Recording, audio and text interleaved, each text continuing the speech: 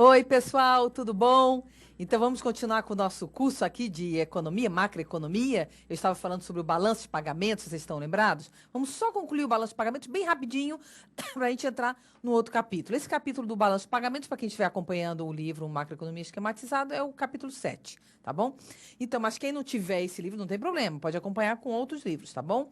Então vamos lá ver. Como era a mesma estrutura, isso é sempre bom a gente falar bastante, né? Porque vocês vão ter que decorar, né? Nós temos a balança comercial, a balança de serviços, a conta de renda primária, a conta de renda secundária. Aí nós temos o saldo no balanço de pagamentos e transações correntes, né? Quando esse saldo der negativo, significa que nós temos um déficit em transações correntes ou em conta corrente. Nós temos um déficit no balanço de pagamento e transações correntes. E esse déficit significa o quê? Que eu vou precisar de dinheiro lá fora. Então, esse déficit vai ser igual a poupança externa. Certo? Quando eu apresento déficit, eu vou pegar dinheiro deles lá de fora. Então, como o dinheiro vai entrar aqui, o país passa a ter um passivo. Então, eu falo que está tendo um passivo externo líquido, tá bom? Então, está tendo um passivo externo, né? E quando, ao contrário, ele leva dinheiro, vamos supor que nesse saldo do balanço de pagamento de transações correntes dê positivo, significa que ele está com superávit em transações correntes, ou superávit em conta corrente. Então, quer dizer que ele vai levar dinheiro para lá, para fora, né? Então, quando ele leva lá para fora, eu digo que está tendo um ativo externo líquido, tá? Aí nós temos a conta capital, a conta financeira e erros de omissões, certo? Aí na aula passada eu até falei, quero até citar isso, né, para não ficar dúvida, que aqui na conta financeira ela vai ser dividida em investimento direto, investimento em carteira, derivativos e outros investimentos. No investimento direto, quando ocorrem operações intercompanhias, que correspondem a empréstimos intercompanhias, eu tinha dito para vocês que o normal seria o quê? Entraria como um investimento direto e a contrapartida, né, eu disse que poderia ser em variação de reservas ou poderia ser também lá em outros investimentos, não foi isso? O que acontece? Normalmente, quando há uma operação intercompanhias, não necessariamente esses valores vão ter que passar pelo Banco Central. Certo? Então, por conta disso, é que pode ser lançado em outros investimentos. Mas, sinceramente, em provas de concurso, eu nunca vi ele supor que não passasse pelo Banco Central. Então, o lançamento que você pode fazer em operações de intercompanhias é investimento direto, como o dinheiro tá, vamos supor que a gente esteja pedindo dinheiro emprestado, vamos supor, de uma filial ou de uma matriz lá de fora. Então, quando ela está entrando aqui, né, como está entrando, eu lanço como um passivo. Não é isso? E depois eu lanço lá em ativos de reserva um sinal positivo, tá certo? Eu lanço entrando positivamente, tá bom?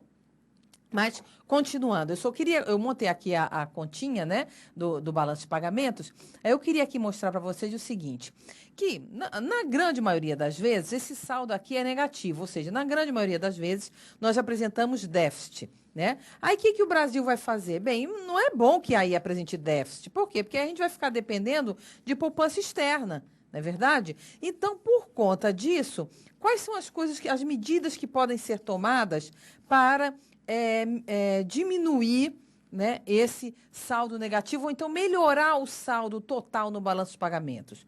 Então, a primeira coisa é estimular aqui as exportações, né, fazer com que as exportações aumentem e as importações diminuam, né? Ou as importações diminuam, fazer uma das duas coisas ou as duas, né?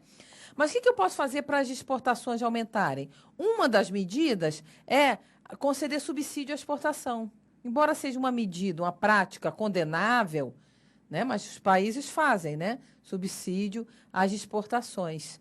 Ou seja, se o governo aqui, né, ele subsidia um produto que vai ser exportado, esse produto vai chegar mais barato lá fora. Chegando mais barato lá fora, ganha competitividade e a gente consegue vender mais, certo? E outra medida seria cobrar uma tarifa de importação, que na realidade não é nem tarifa, é um imposto de importação, certo?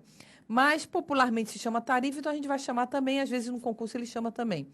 Então, se você aumenta as tarifas de importação, o que vai acontecer? O produto que está vindo lá de fora vai ficar mais caro, então as pessoas vão importar menos. Então, um aumento de uma tarifa de importação faz com que as importações diminuam. Certo? Quando eu falo em exportação e importação, pode ser de bens, de serviços não fatores. tá bom? Quando eu falo exportação de bens, é a balança comercial. De serviços não fatores, é da balança de serviço. Tá certo? Outra coisa que eu posso mexer também, que o país pode mexer, é no câmbio, né? Então, se por acaso o Banco Central, por exemplo, ele desvaloriza o câmbio, depois eu vou explicar como se dá esse processo de desvalorização e de valorização. Quando ele desvaloriza o câmbio, ele faz com que as exportações aumentem, né? E as importações diminuam, tá certo? É uma tendência das exportações aumentarem e as importações diminuírem, certo? Outra coisa que pode também fazer, por incrível que pareça, é reduzir ou diminuir a nossa atividade econômica. Como assim? Quando o país ele está crescendo, está produzindo mais, ele está gerando mais renda. Quando ele gera mais renda, isso faz com que os setores da economia passem a importar mais. Porque a importação ela é uma função da renda interna do país. Então, quanto maior a renda interna do país, maior o nível de importação. Então, se o intuito é reduzir o nível de importação, a gente deve o quê? Reduzir o nível de renda. E para reduzir o nível de renda, tem que produzir menos. Então, é reduzir a atividade econômica do país, por incrível que pareça. Redução da atividade econômica do país, tá certo? Atividade econômica do país, ou seja, produzir menos, tá certo? Outra coisa também que pode fazer é, por exemplo, controlar o nível de preços aqui. Se a gente mantém o nível de preços, por exemplo, vamos supor que os preços aqui estejam caindo. Se os preços aqui estão caindo, a gente passa a ter competitividade lá fora, porque a gente vende mais barato lá fora, tá certo? Agora, se aqui está havendo uma inflação, né, os preços estão subindo, a gente perde competitividade lá fora, certo? Então, se eu quero aumentar minhas exportações, é importante que eu controle o nível de preços, ou reduzindo, ou pelo menos não subindo, certo? Então, uma das maneiras é controlar os preços, certo? Uma das medidas. Outra coisa também que eu posso fazer para melhorar aqui o saldo no balanço de pagamentos é criar, por exemplo, regras, normas que façam com que o capital que está saindo daqui, vamos supor, o lucro sai daqui do país, né? Uma multinacional produz, gera renda e essa renda vai para fora do país, né? Esse lucro que está saindo do país vai piorar o saldo do balanço de pagamento de transações correntes. Então, o que eu posso fazer? Eu posso impedir que esse lucro saia. Mas como é que eu vou impedir que o lucro saia? Bem, eu posso cobrar um imposto sobre a remessa de lucros, certo? Então, eu posso inibir a saída de recursos daqui da conta de renda primária, tá certo? Posso inibir. Agora, lógico que isso gera consequências. Imagine uma multinacional que tem uma empresa aqui e, de repente, ela fica sabendo que não pode levar o lucro gerado para o seu país de origem. Ela vai passar a investir menos aqui. Então, vai ter, num segundo momento, uma repercussão negativa. Mas, nesse primeiro momento, se eu reduzo os lucros, né, a saída de lucros, né, nem o lucro, reduzo a saída de lucros, melhora o saldo de transações correntes. Tá bom? Outra coisa que eu posso fazer é elevar a taxa de juros, certo? Vou chamar a taxa de juros de Rzinho, tá? Elevar a taxa de juros. Porque se eu elevo a taxa de juros, aqui, ó, na conta financeira, eu tenho investimento em carteira, não é isso? Ou seja, vamos supor que eu emito títulos, né? Investimento em carteira. Eu emito títulos e vendo esses títulos lá fora. O que é que faz um investidor comprar meus títulos? É a rentabilidade dele, é a taxa de juros. Então, se eu suba a taxa de juros, os investidores, esses investidores especulativos, vão se sentir mais atraídos para comprar nossos títulos. Então, vai entrar dinheiro aqui na conta financeira, certo? Então, é uma maneira o quê? De suprir esse saldo negativo daqui, tá bom? Então é isso, pessoal. As coisas principais que tinha para eu falar de balanço de pagamentos, eu falei. É muito importante que, se vocês não forem ler no livro aqui que eu indiquei, que vocês leiam em outras obras. Não só esse assunto, mas todos os assuntos que eu dei até agora e os que eu vou vir a dar. Por quê? Porque vocês sabem que o curso aqui é um curso muito denso, né? Então, o que eu estou dando aqui possibilita você ler qualquer literatura e entender o que você está lendo. Porque a economia, ela tem aquele linguajar próprio, que é o economês, e às vezes você lê um capítulo inteiro e você não entende nada, você não estou entendendo nada do que está dizendo aqui. Então, a aula ajuda você a fazer isso, certo? Então, dependendo do concurso que você for fazer, um concurso, às vezes, que exige um conhecimento muito mais amplo, né? Então, você tem que estudar na literatura, tá bom? E essas aulas vão ajudar, aliás, vão possibilitar você entender o que você vai ler, tá bom? Então, vamos para agora o próximo capítulo, que é o capítulo 8, que vai falar né, do equilíbrio no mercado de bens, tá bom? Eu já expliquei para vocês, né? Vamos aqui na próxima lousa. Deixa eu ver se ele colocou aqui. Vou colocar uma lousa nova aqui. Vamos falar aqui do equilíbrio no mercado de bens.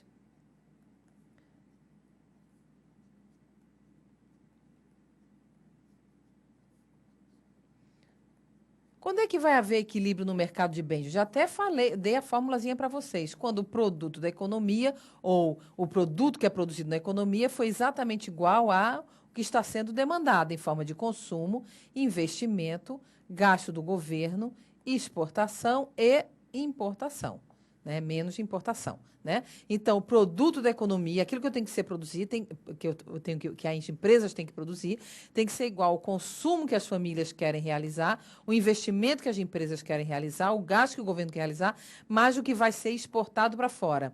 Mas como muitos desses componentes aqui têm produtos ou insumos importados, ou a mesma sua totalidade importada, então eu subtraio tudo aquilo que eu estou importando, porque o que sobrar vai ser produto que eu tenho que produzir aqui, tá certo?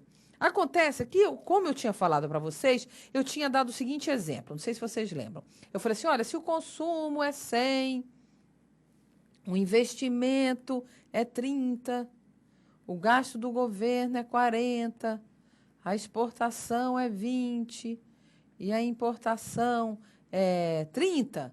Quanto vai ser o produto? Quanto tem que ser produzido na economia? Era uma continha bem simples, né? Ó, 100 mais 30, 130, mais 40, 170, mais 20, 190, menos 30, 160, produz 160, que vai atender a essa demanda. Bom, muito simples. Acontece que essas funções aqui, elas não necessariamente, elas são formadas por uma constante. Certo? As funções, por exemplo, a função consumo, ela é uma função que depende da renda disponível das pessoas. Então, quanto maior for a renda disponível, mais as pessoas irão consumir. E quanto menor a renda disponível, menos as pessoas irão consumir, certo? Então, o que acontece? Eu vou ter que desenvolver cada uma dessas funções, certo? Eu já vou começar com vocês, para que seja mais rápido, eu já vou começar com vocês exemplificando, tá certo? Então, por exemplo, vamos supor que eu diga assim para vocês. O consumo, ao invés de ser 100, como eu tinha colocado naquele exemplo, eu vou colocar assim, é 100 mais 0,8 da renda disponível. Ai, Luísa, o que é isso? É o seguinte, as pessoas vão consumir 100 mais 80% da renda disponível. Esses 80% aqui, que é esse 0,8, eu vou chamar de Czinho, que é a propensão marginal a consumir. O que é a propensão marginal a consumir? É quanto você vai consumir a mais da renda, né? Se a sua renda variar. Então, se a renda variar, quanto você vai consumir dessa variação? Então, se a renda variar em 1, quanto desses 1 você vai consumir? 0,8. Tá certo? Então, isso aí é a propensão marginal a consumir. E esse 100 aqui, eu chamo de consumo autônomo, que é aquele consumo que independe do nível de renda.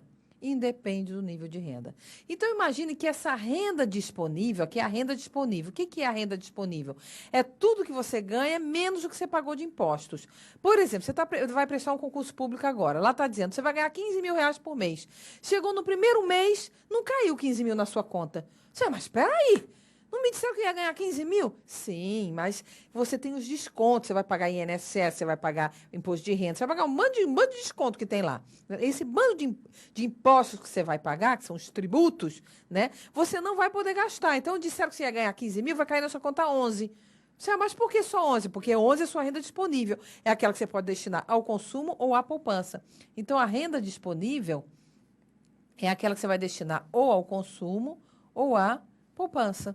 Essa é a renda disponível. A renda total, você vai destinar ao consumo, à poupança ou ao pagamento de tributos.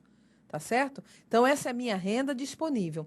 Então, vejamos o seguinte. Se eu substituir esse consumo aqui, eu posso descobrir quanto é a poupança, não posso? Vamos substituir? Vamos lá. Eu vou colocar aqui, ó, renda disponível é igual a 100 mais 0,8 da renda disponível mais a poupança. Agora, eu vou deixar a poupança sozinha, tá? Então, eu vou ter o quê? Eu vou passar esse 100 para cá, vai ficar menos 100 mais, vou passar esse 0,8 da renda para cá negativo.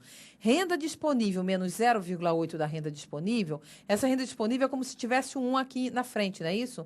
É como se tivesse um. Então, 1 da renda disponível menos 0,8 da renda disponível vai ser 0,2 da renda disponível. Isso aqui é a poupança, ó. É a poupança. Vou colocar aqui na outra lousa ele bonitinho, tá bom? Vamos colocar aqui, ó. Eu tinha dito que o consumo era 100 mais 0,8 da renda disponível. E eu descobri que a poupança era menos 100 mais 0,2 da renda disponível. Não foi isso? Vejam bem, a função consumo e a função poupança. Aqui eu tenho o consumo autônomo. Aqui eu tenho a propensão marginal a consumir. O que vai ser esse menos 100? Esse menos 100 vai ser a poupança autônoma, aquela que independe do nível de renda. E esse 0,2? Esse 0,2 vai ser o Szinho ou a propensão marginal a poupar. Ou seja, a tendência que as pessoas terão de poupar mais se a renda aumentar. Então, se a renda aumentar em 1, quantas pessoas, essa renda disponível, né? Se essa renda disponível aumentar em 1, quanto que elas irão poupar? Elas irão poupar 20% ou 0,2, certo? Elas irão poupar, se a renda aumentar em 1, ela vai aumentar em 0,2. Vamos colocar aqui também disponível, né? Vai aumentar em 0,2. Tá bom? Então, veja o seguinte, suponhamos que não existe renda. Então, risca isso daqui, ó. Risca isso. Vamos supor que não existe a renda disponível. Você está desempregado e você não ganha um tostão, né? Mas você ainda consome 100. Como é que você consome 100? Bem, se você não consumir, você vai morrer, né? Porque você tem que comer, você tem que beber, você tem que dormir, né? Então, nem que você vá pedir dinheiro emprestado para alguém, mas você vai consumir alguma coisa independente da sua renda, certo? Então, você está consumindo 100, que é o consumo autônomo. Sim, mas se você não tem renda nenhuma e está consumindo 100, é porque você está pedindo emprestado para alguém. Então, você está com uma despoupança, né? Então, se sua renda é 100, isso aqui é 0 também. Então, quanto é a sua poupança? Menos 100, certo? 100 e menos 100. Então, sempre o consumo autônomo, ele vai ser igual à poupança autônoma com sinal trocado, sempre. Agora, pensemos que você tem uma renda qualquer que seja a renda. Se aqui for 100 essa renda disponível, se você está consumindo essa renda disponível, você está consumindo 80%, você vai estar poupando 20%. Então, quer dizer que essa propensão marginal a consumir, que é o Czinho, mais a propensão marginal a poupar, que é o Szinho, tem que dar igual a 1 sempre. Sempre igual a 1. Então, vejamos o seguinte, olha. Se eu disser assim, consumo é igual a 30 mais 0,75 da renda disponível. Qual vai ser a poupança?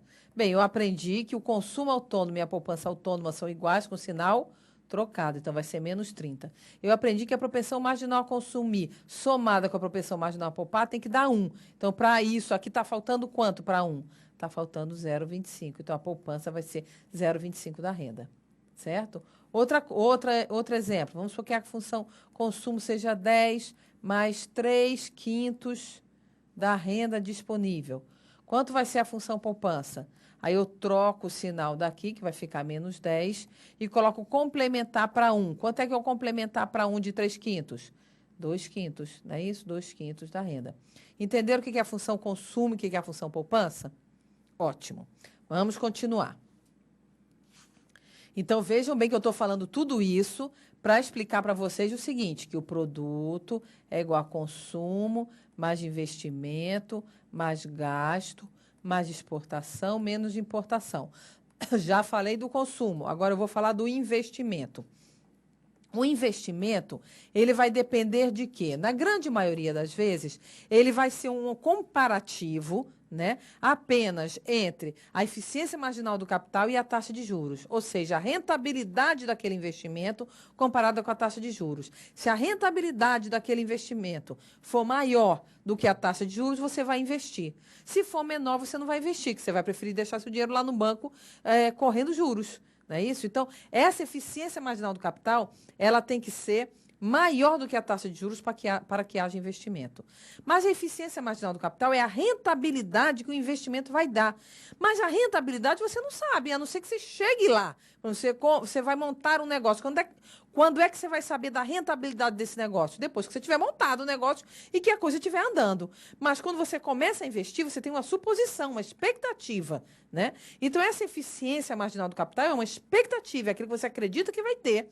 E você vai comparar com a taxa de juros. Se você acredita que ela vai ser maior do que os bancos estão pagando lá, te remunerando na taxa de juros, você vai investir. Se for menor, você deixa o dinheiro no banco rendendo, certo? Então, eu vou considerar que essa eficiência marginal do capital ela seja dada, constante, e que a taxa de juros também seja dada, constante. Então, se ela já é constante, já está definida se eu vou investir e se eu não vou investir. E se eu for investir, quanto é que eu vou investir? Certo? Então, esse investimento ele vai ser composto por uma variável também autônoma, vamos supor 20.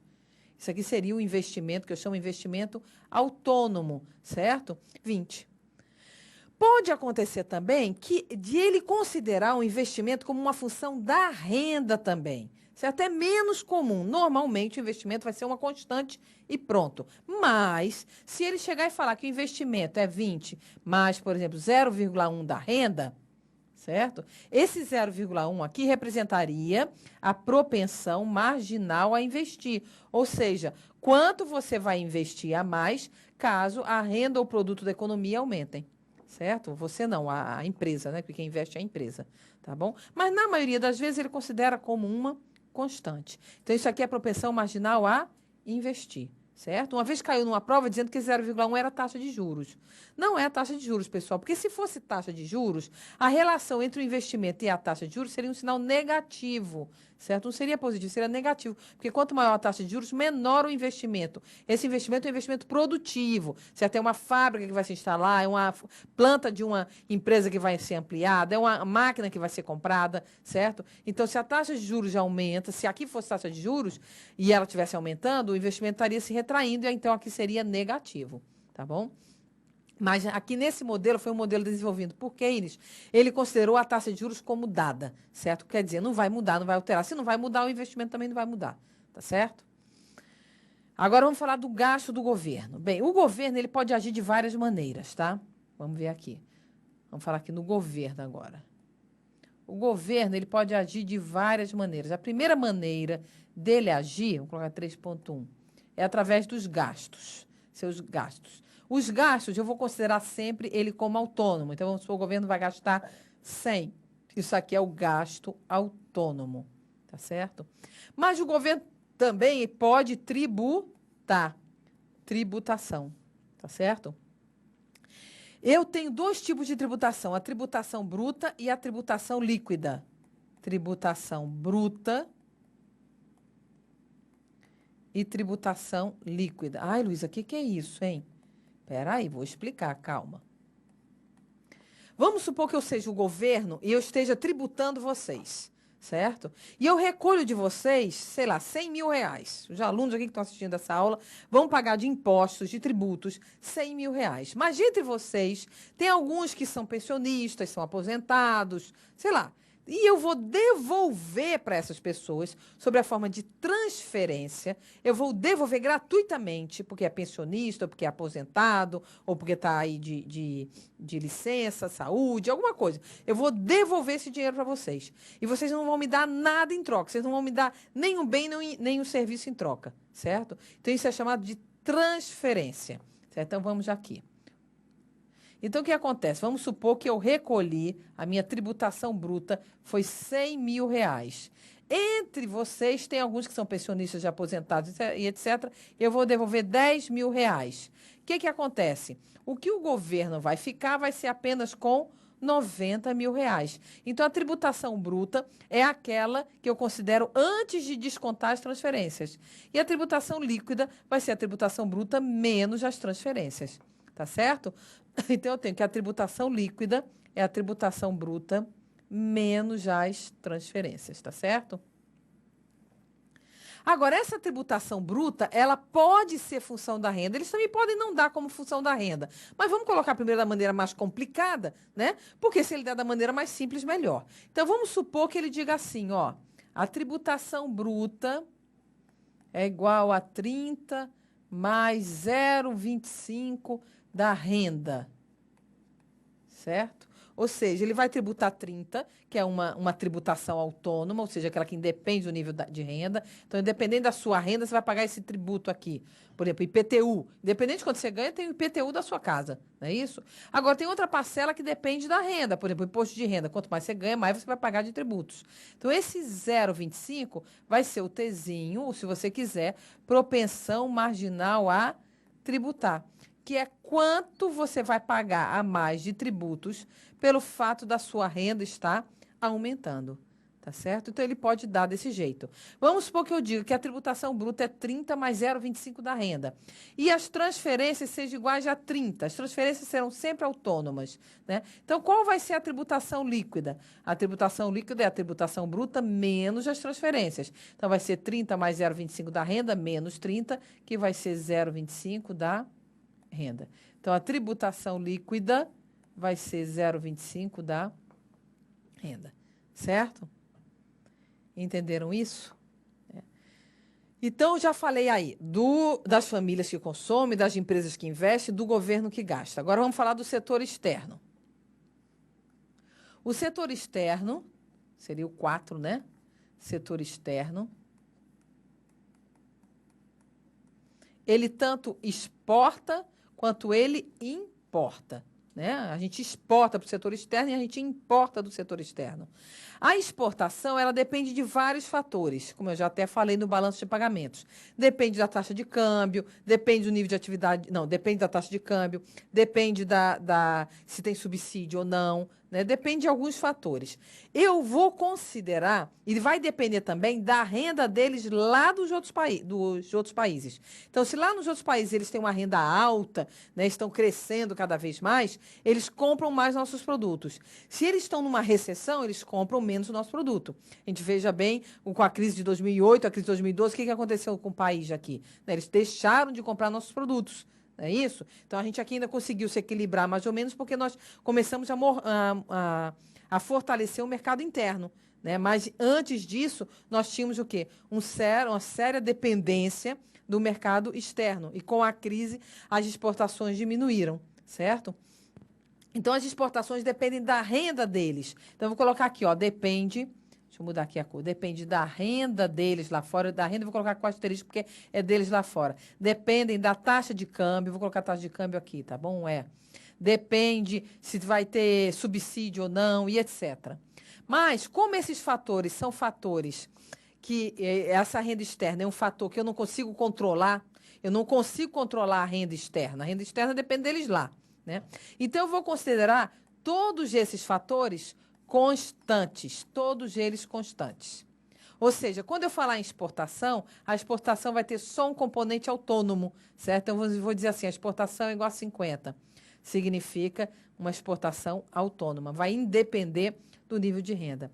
Agora, a importação, ela depende, aí sim, ela vai depender da renda daqui do país. Quanto maior a renda, o produto daqui da economia, mais eu importo, né? Vai depender da taxa de câmbio e etc. Tá?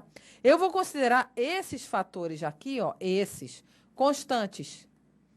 A única que eu não vou considerar é a renda, certo? Então, eu vou dizer que a importação é igual a, por exemplo, 30 mais 0,1 da renda, certo? Ou seja, a importação vai depender de um fator autônomo, que é a importação autônoma, mais da renda, certo? Então, vamos colocar aqui, ó, a importação seria... Eu coloquei quanto? 30, né? Vamos lá. Vai ser 30 mais 0,1 da renda. Onde esse 30 é importação autônoma e esse 0,1 é o Mzinho, ou, se você quiser, a propensão marginal a importar. O que é a propensão marginal a importar? É quanto eu vou importar a mais se minha renda ou produto da economia, se a renda ou produto da economia aumentar. Tá certo? Pronto. Então, aí eu dei todas as funções, assim, de uma maneira extremamente rápida, só para você ter uma noção quando cair na prova. Tá certo? Então, você, com essas informações, você consegue resolver a questão. Então, vamos supor que ele diga o seguinte, eu vou deixar aqui para vocês, não vai dar tempo, mas eu vou deixar aqui para vocês e vocês vão tentar resolver e depois vocês já assistem a próxima aula. Vamos supor que eu dissesse assim, olha, que o consumo é 0,8 da renda disponível, que o investimento é 20. que o gasto do governo é 50, que a exportação é 30, que a importação é 10 mais 0,1 da renda e que a tributação bruta é 10 mais 0,25 da renda e as transferências sejam 10.